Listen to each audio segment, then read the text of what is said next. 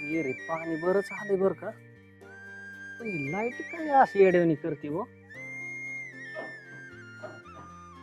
लाईटने तर हाणली बा दांडी.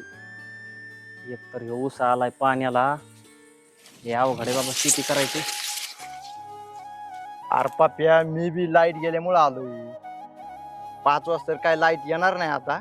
चल आपलं सावलीला बसू, रोजच काम आहे ही. नाहीतर काय का.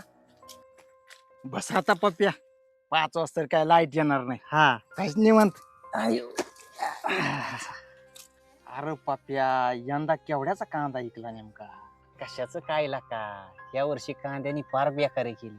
खर्च सुद्धा नाही निघला. कशाचं काय शेतीत राहिले. तुझा भाऊ तू व्हायला निघल्यापासून तुझ्या भावाने बांगला बांधतोय, गाडी घेतोय, जागा घेतोय, आणि तू बसलाय बारी मुडीत. आणि तो गेला पुढं, तो राहिला माग. हार मी राहू दे माग. तेव का जाय ना पुढं. तो लोकाचा आहे, माझाच भाऊ आहे. उलट चांगली गोष्ट आहे की ते पुढे जातोय. अरे लका तू लय बोळ आहे, तुला आकलीचाच बाग नाही मुळात. तुम्ही एकत्र होता ना तेव्हा काहीतरी त्यांनी गबाळ हाणला असेल म्हणून तो पुढे गेला. नाही तर इतका पुढे जात असतो का कुठं. तू त्यामुळे माग राहिला. आकलीचा भागच तुला कमी. अरे बास करायला का लोकांच्या प्रपंचामध्ये डावळाडवळ करायची. आता त्यांनी गबाळ हाणायला आमच्याकडे होतच काय. आम्ही ह्या गावामध्ये पोट भरायला आलो होतो.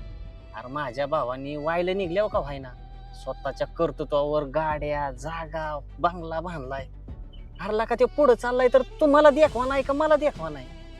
लोकांच्या अशा काड्या करायच्या बंद करायला का तुम्ही. हा अरे माझ्या भावानी जमिनी घेतल्या तसं तुझ्या भावानी काय केलं. अरे तो दारूच्या नादी लागलाय, गटाराने लोळतोय का. दारूच्या पायत्याने जमिनी इकल्या बापदादानी घेतलेल्या. तसं माझा भाऊ जमिनी घेतोय का.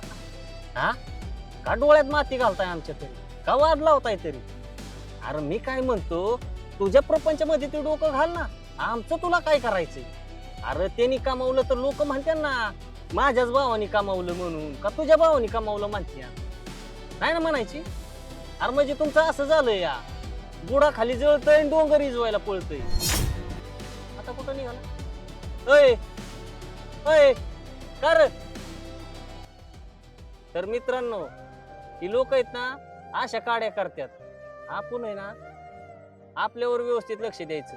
त्या लोकांचं अजिबात डोक्यात घ्यायचं नाही. नाहीतर ही काडी लावून माझ्या बघणारे असतात. काड्या करणाऱ्यांपासून सावध राहा आणि आपला प्रपंच सुखाचा करा. धन्यवाद.